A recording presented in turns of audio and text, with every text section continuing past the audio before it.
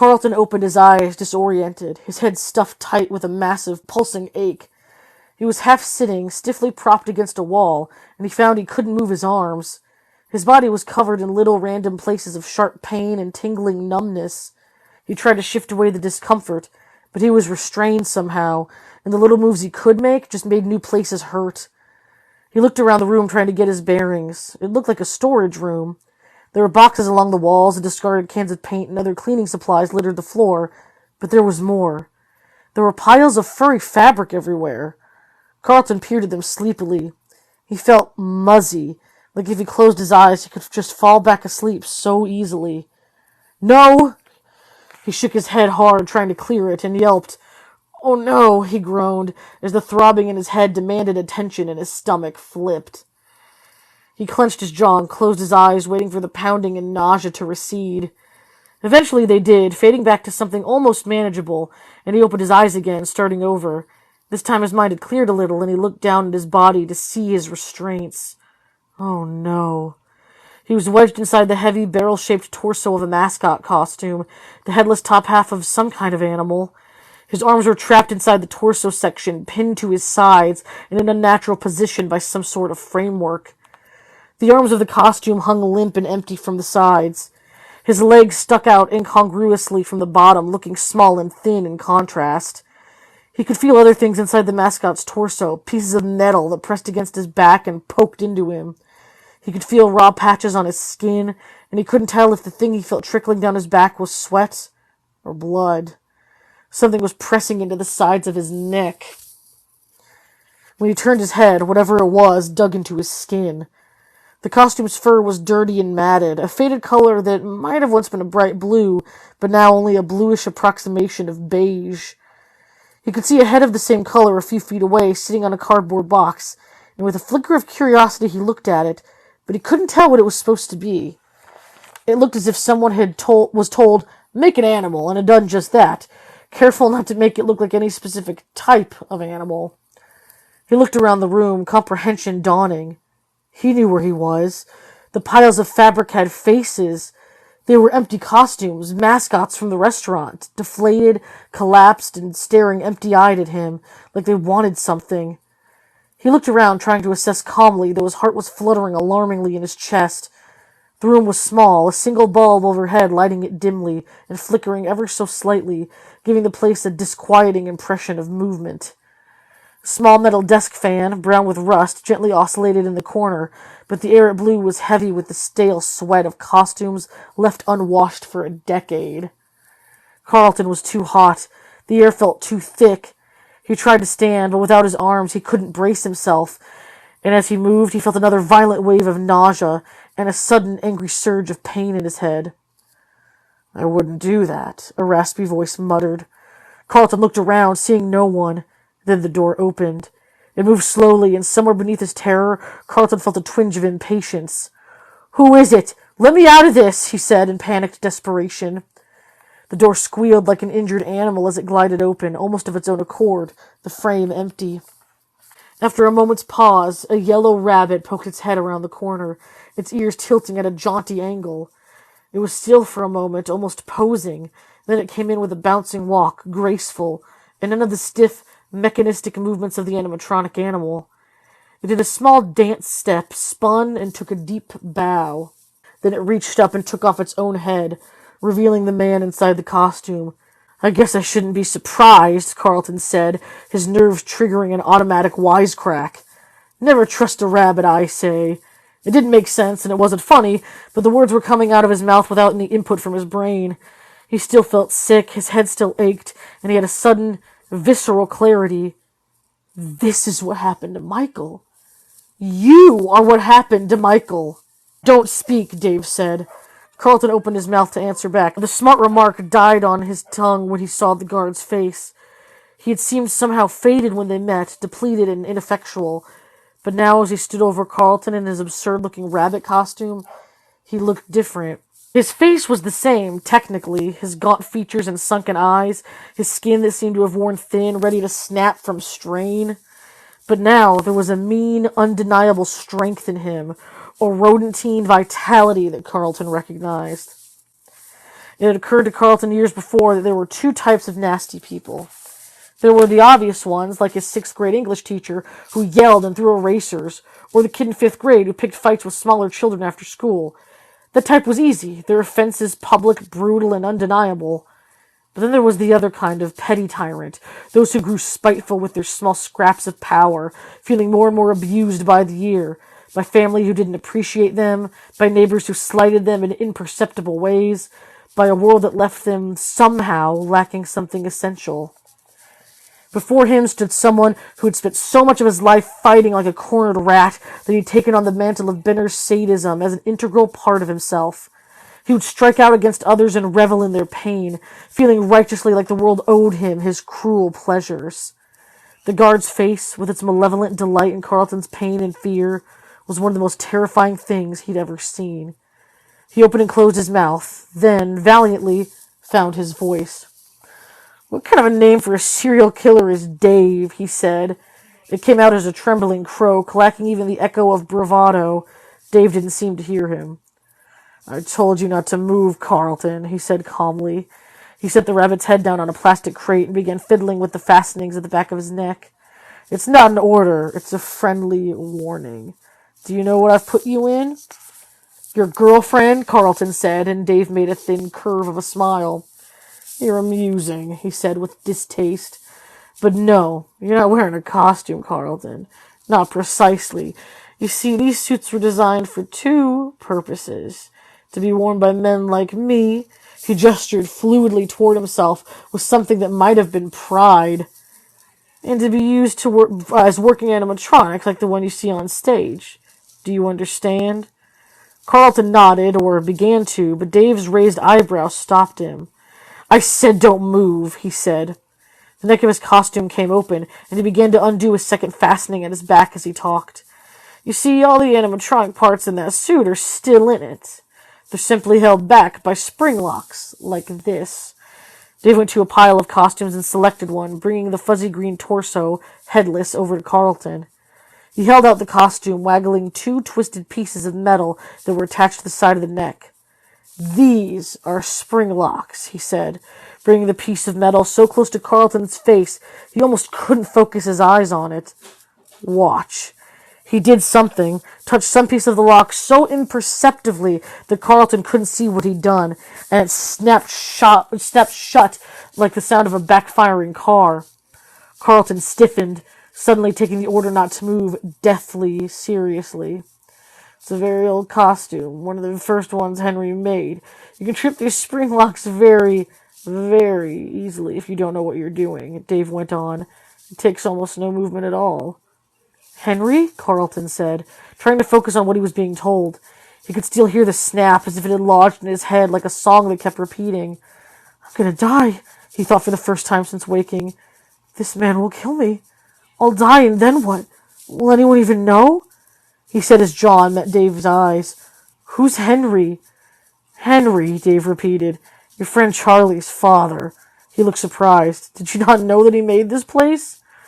"Oh, right. Well," Carlton said confusedly, "I just always thought of him as Charlie's dad." "Of course," Dave said, the kind of polite murmur people made when they didn't care. "Well, that's one of his first suits," he said, gesturing at Carlton. "And if you trigger those spring locks, two things will happen. First, all the locks will snap right into you, making deep cuts all over your body, and a split second later, all the animatronic parts they've been holding back, all that sharp steel and hard plastic, will instantly be driven into your body. You will die, but it'll be slow. You'll feel your organs punctured. The suit will grow wet with your blood, and you'll know you're dying for long, long minutes. You'll try to scream, but you'll be unable to. Your vocal cords will be severed, and your lungs will fill with your own blood until you drown in it." There was a faraway look in his eyes, and Carlton knew with chilling certainty that Dave wasn't predicting. He was reminiscing. "How?" Carlton's voice broke, and he tried again. "How do you know that?" he said, managing a raspy whisper. Dave met his eyes and smiled widely. "How do you think?" He set down the costume he was holding and reached up to undo the final piece of his own. It took time. Carlton watched for several minutes as Dave romanced whatever mechanisms lay under the collar. He took the costume torso off with a flourish, and Carlton made an involuntary sound, a helpless and frightened mule. Dave had been shirtless under the costume, and now his bare chest was clearly visible, even in the dim, flickering light. His skin was horribly scarred, with raised white lines that scored his flesh in a symmetrical pattern, each side of his body mirroring the other. Dave saw him looking and laughed, a sudden happy sound. Carlton shivered at it. Dave raised his arms out from his body and turned around slowly in a circle, giving Carlton ample time to see that the scars were everywhere, covering his back like a faint lace shirt, stretching to the waist of the rabbit pants as if they continued all the way down. On the back of the neck were the largest and most visible. Two scars like parallel lines were etched from the nape of his neck all the way up to his scalp, disappearing into his hair. Carlton tried to swallow. His mouth was so dry he couldn't have spoken even if there had been anything to say. Dave smiled unpleasantly. "Don't move," he said again. "He's here! He has to be here!" Marla cried, staring despairingly at the door to Freddy's. She was clasping and unclasping her hands, the knuckles going white. Charlie watched her helplessly. There was nothing to say. The door was no longer covered in chains. Instead, it was simply no longer a door. It had been welded over. The metal was melted seamlessly into the frame, and the hinges were gone, covered in crude, patchy solder. They all stared, not fully able to comprehend what they were looking at. Charlie shifted her feet. She'd stepped in a puddle as they hurried from the car, and now her shoes and socks were soaked and freezing. It seemed unforgivable to be focused on her own discomfort in such a moment, but she couldn't stop her attention from drifting to it. "This is insane," Marla said, her mouth agape. "Who does this?" She threw up her hands in frustration. "Who does something like that?" She was almost shouting. "Someone did that. Someone welded this shut. What if Jason's in there?" Marla put her hands over her face. Jessica and Lamar stepped forward to comfort her, but she waved them away. "I'm fine," she said tightly, but she didn't move, still staring at the place in the wall that had once been a door. She looked smaller, lesser. The panicked energy that had been driving her was gone, leaving her empty and without purpose. She looked at Charlie, ignoring the others, and Charlie met her eyes uncomfortably. "What do we do?" Marla asked. Charlie shook her head. "I don't know, Marla," she said uselessly. "If he's in there, we have to get him out. There has to be a way." "There has to be another way in," John agreed, though he sounded surer than Charlie felt. "Freddy's had windows, a service door, right? There must have been fire exits. There has to be something." "Stop!" Marla cried, and they all froze in place. She was pointing at the floor. "What is it?" Charlie asked, coming up next to her. "It's Jason's footprint," Marla said. "Look, you can see the imprint. It's those silly shoes he spent a year's allowance on." Charlie looked, and Marla was right. There was a muddy footprint about Jason's size, still fresh.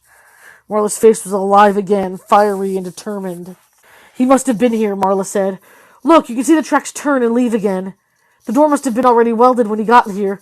He's probably still here somewhere. Come on!"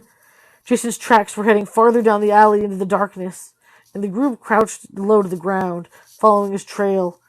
Charlie hung back, not really helping, but keeping an eye on the bobbing flashlight ahead.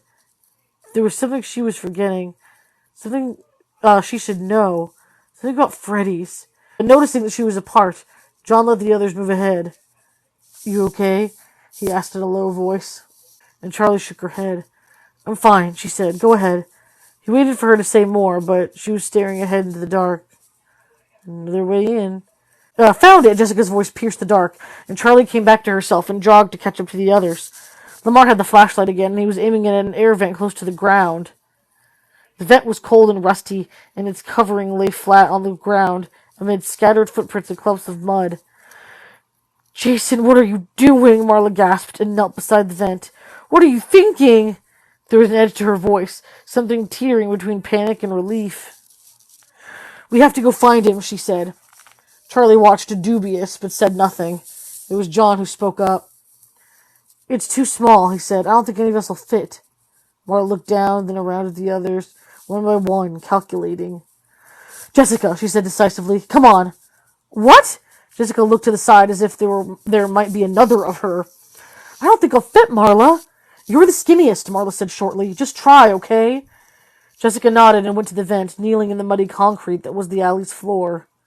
She studied the hole in the wall for a moment and tried to squeeze in, but her shoulders barely cleared the space, and after a moment she pulled back out of breath.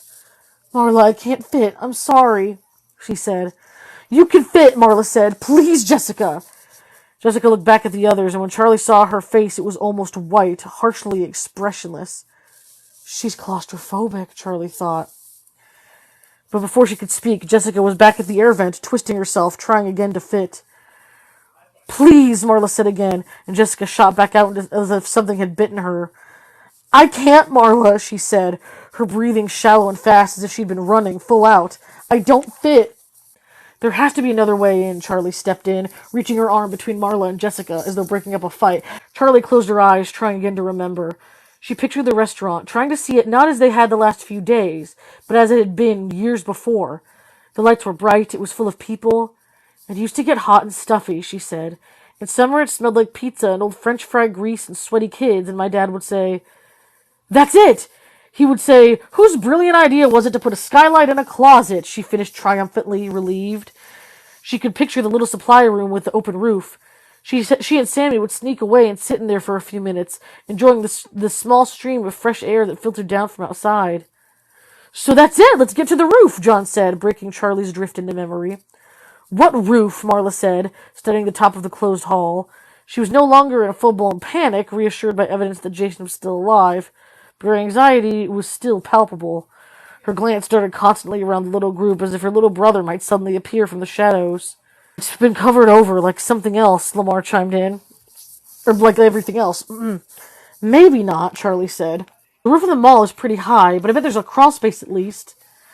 "A crawl space?" John said excitedly. "You mean a crawl space between the roof of Freddy's and the roof of the mall? Up there?"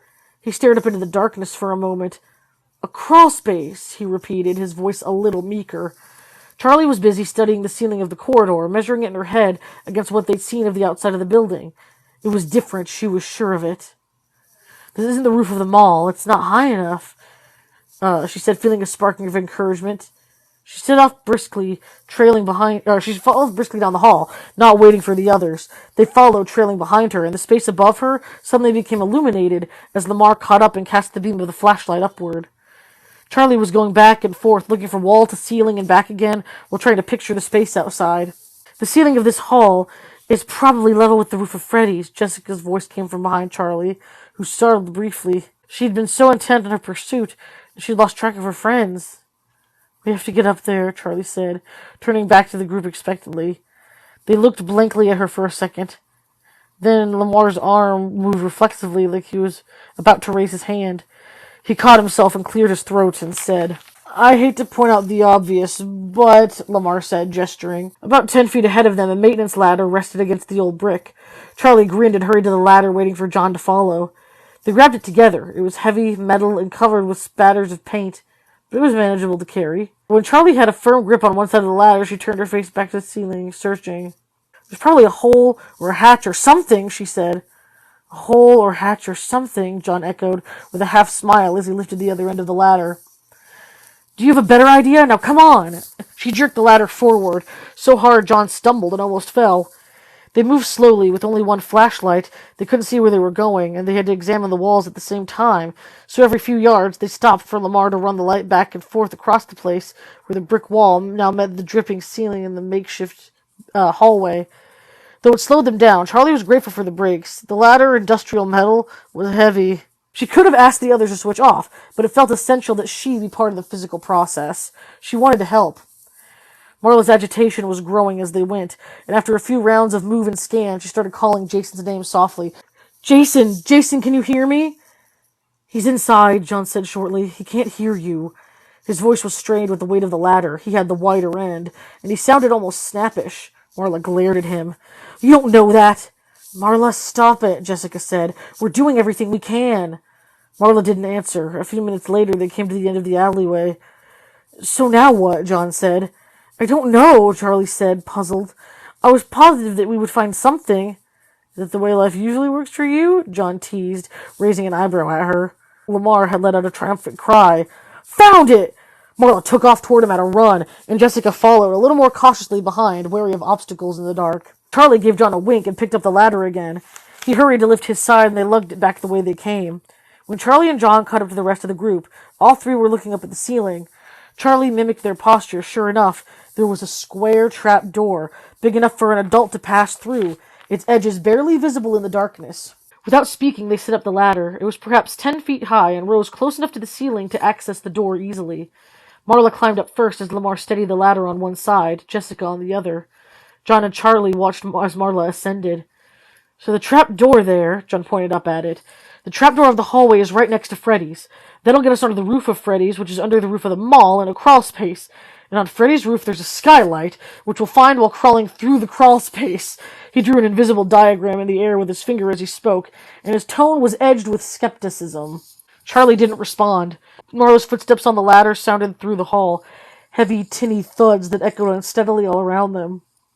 "Once we find the skylight in the crawl space," John went on, not sure if Charlie was even listening, "we're going to drop down through the skylight and into Freddy's, possibly with no way of getting back out."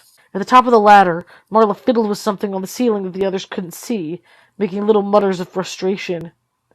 "Is it locked?" Charlie called up. "Okay, sure," John said, aware by now that he was talking only to himself. "That makes sense." "The bolt is just stuck," Marla said. "I need—" "Ha!" A dull snapping sound rang out. "Got it!" she cried. She raised her hands over her head and pressed upward, and slowly the door above her opened until it tipped over and fell with a thud. "So much for sneaking in," John said dryly. "It doesn't matter," Charlie said. "We still have to go. Besides, do you really think whoever's in there doesn't know we're coming?" Above them, Marla was navigating her way up through the door. She braced her arms on either side of the space and pushed up off the ladder. It swayed dangerously, and Lamar and Jessica clutched it, trying to stabilize it, but it was not necessary. Marla was already up and through on the roof. They waited for her to say something. "Marla?" Jessica called finally. "Yeah, I'm fine," Marla said. "What do you see?" Charlie called. "Throw me the light." Marla's arm emerged from the trap door, flapping impatiently. Lamar got a bit closer and carefully lobbed the flashlight up. Marla snatched it out of the air, and immediately the beam vanished. The light had gone out. In the crawl space, Marla sat in the dark, trying to fix the flashlight. She shook it, rattling the batteries, and flipped the switch on and off uselessly. As she unscrewed the top of the light, blew into the battery cage. She felt a rising panic. Since realizing Jason had gone, Marla's entire being had been focused on him. It was only now, alone in the darkness, that she began to think about the danger she herself might be in. She screwed the top back onto the flashlight, and it came on instantly. The light flashed in her eyes, briefly clouding her vision. She pointed it away, then carefully swept it in a circle around her, revealing a sprawling void in all directions. It was the roof of Freddy Fazbear's Pizza. "What do you see?" Charlie called again. "You're right. There's space, but not much. It's so dark and it smells awful up here." Her voice sounded shaky, even to her own ears. And suddenly she was desperate not to be alone in this place. "Hurry, don't leave me up here by myself." "We're coming," Jessica called up to her. "Me next," Charlie said, stepping forward. The ladder was rusty, and it made squeaking complaints as she climbed, protesting her weight as she moved from step to step. But it felt sturdy, and quickly she reached the trap door and did as Marla had done. She stood on the top step, so she was head and shoulders through the door, braced her arms on either side, and pushed off the ladder, almost jumping to land on Freddy's roof. There was not room to stand, scarcely room to sit. The space between the restaurant's roof and the mall's roof above was less than a yard. Something was rattling above them as if stones were falling overhead, and it took Charlie a moment to realize that it was the rain thundering on the uninsulated tin. Water dripped in on her head, and when she looked up, she saw a place where the metal seams had not joined. Two corrugated sheets simply lined up next to each other, allied by circumstance. She wiped her palms on her jeans. The shingles of the roof were wet, and her hands were covered in grit, dust, and something slick and more unpleasant. She looked toward Marla, who was a few feet away. "Here, come on. Get out of the way," Marla said, motioning her over, and Charlie hurried on her hands and knees. Jessica's head appeared in the trap door, and carefully she made her way up into the crawl space. Safely on the roof, Jessica looked around as if gauging something. Concerned, Charlie remembered her fear in the air vent, but Jessica took a long, deep breath. "I can handle this," she said, though she didn't sound as if she believed her own words.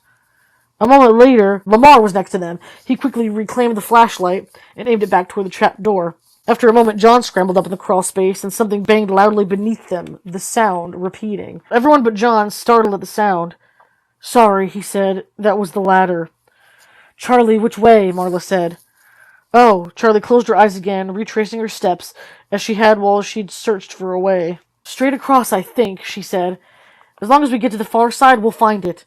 Without waiting for responses, she started crawling in the direction she thought was right. A second later, light appeared ahead of her. Thanks, she asked back softly to Lamar, who was studying the flashlight, trying to anticipate where Charlie would go. I don't have anything else to do, he whispered. The crawlspace was wide. It should have felt spacious, but there were support beams and pipes strewn at random, intersecting the space or running across the roof below them, so that it was little like navigating a very cramped forest, ducking vines and climbing over fallen trees. The roof of Freddy's had a shallow upward slope. They would have to go down again once they reached the middle. The shingles beneath their hands and feet were soggy in a deep, swollen way that suggested they'd not only not been truly dry in years, but a moldy smell rose from them. Every once in a while, Charlie wiped her hands on her pants, knowing they'd only be clean for a moment. From time to time, she thought that she heard something skitter by, like a little too fast, too far, to be coming for their group, but she ignored them. They have more right to be here than we do, she thought, though she was not certain what species they might be.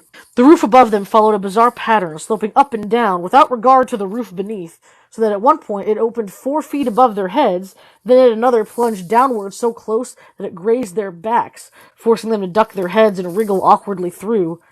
Jessica was right behind Charlie, and from time to time she could hear her friend make soft, frightened noises. But every time she looked back, Jessica just nodded, stone-faced. They continued until they reached the wall that marked the edge of the roof. Okay, Charlie called, half turning behind her. It should be here. Let's spread out and look. No, wait, what's that? Marla said, pointing. Charlie couldn't see what Marla had spotted, but she followed the direction that it came in. The skylight was a flat glass pane in the roof, framed like a small window, a single panel with no visible handles, hinges, or latches. They leaned over to it, trying to see into the room below, but the glass was too covered in grime for anything to show through. John reached forward and tried to clean it with his sleeve. He came away with the arm of his shirt black, but it had done no good. At least half the dirt was the other side. The skylight was still opaque with filth. It's just a closet. It's okay, Charlie said. But is anyone in the closet? Lamar said. It doesn't matter, Marla said. We don't have a choice. Everyone looked at Charlie, who thoughtfully studied at the skylight. It swings in, she said. You pull down on this side, she pointed, and it swings. There's a latch on the inside. Right there. She touched the side of the skylight, thinking. Maybe if we... She pushed on it and it gave way almost instantly, jolting her with a sudden, panicked sense of falling, even though her weight was solidly on the roof. That's kind of narrow, John said. The skylight did not open all the way. The glass just tilted inward a little, barely enough for a person to slip through. I didn't build it, Charlie said, slightly irritated. Without waiting for a response, she swung her legs over the sill and lowered herself down, dangling for a moment in the dark, closing her eyes, and hoping the floor was as far as she remembered. She let go and fell. As she landed, the shock of impact ran through her legs, but it passed quickly. Bend your knees when you land, she called up as she got out of the way.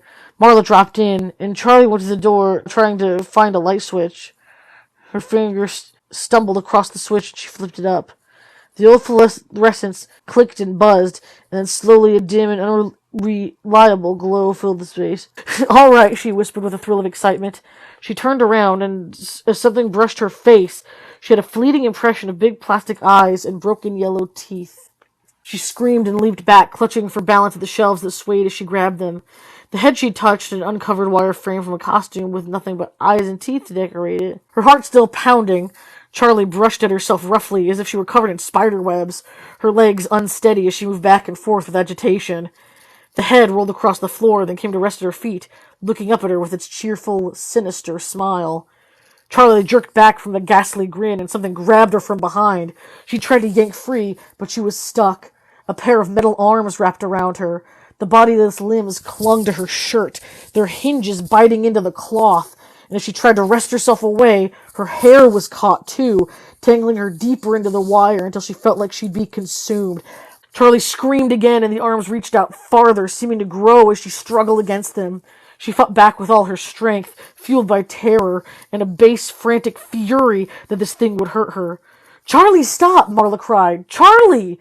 Marla grabbed her arm, trying to stop her frantic movements, using one hand to disengage Charlie's hair from the metal frame. "Charlie, it's not real. It's just robot parts," she said. But Charlie pulled away from Marla, still in a panic, and smacked her head into a cardboard box. She cried out, startled, as the box overturned. Eyes the size of fists fell to the ground like rain, showering down with a clatter and rolling everywhere, covering the floor. Charlie stumbled and stepped on one of the hard plastic orbs, sending her feet out from under her. She grabbed at a shelf, missed, and fell on her back, landing with a thud that took the wind out of her. Stunned and gasping, she looked up.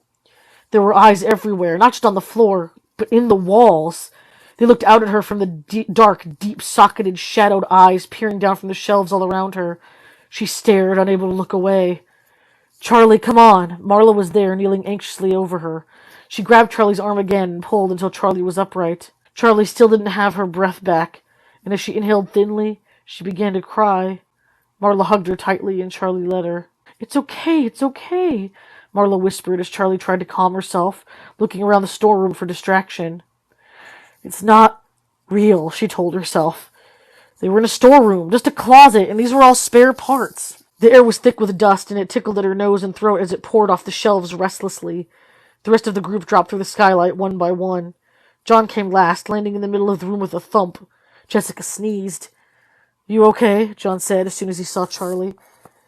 "Yeah, I'm fine." Charlie disentangled herself from Marla and crossed her arms, still collecting herself. "You know we can't get back up through there," John said, looking up at the skylight. "We just need something to stand on," Charlie said. "Or we can climb a shelf." Jessica shook her head. "No, look at the way it's opened." Charlie looked. The skylight opened downward, so the pane of glass sloped at a gentle angle, just enough to have let them through. To get out, they would have to... "Oh," she said. There would be no getting out. However close they got to the skylight, the pane of glass would always be in the way, sticking out into the precise space they needed to pass through. If anyone tried to get a grip on the roof, they would have to lean so far over the glass that they would fall from the ladder. "We might be able to break the glass," John started, "but the metal frame is going to be dangerous to climb over. Even more dangerous with shards of broken glass." He fell silent and thought it through again, his face grim. "It doesn't matter," Charlie said. "We'll find another way out. Let's start looking." They peered cautiously out into the hallway. Lamar turned off the flashlight, but it was easy enough to see their surroundings now with the light from their closet seeping into the hall.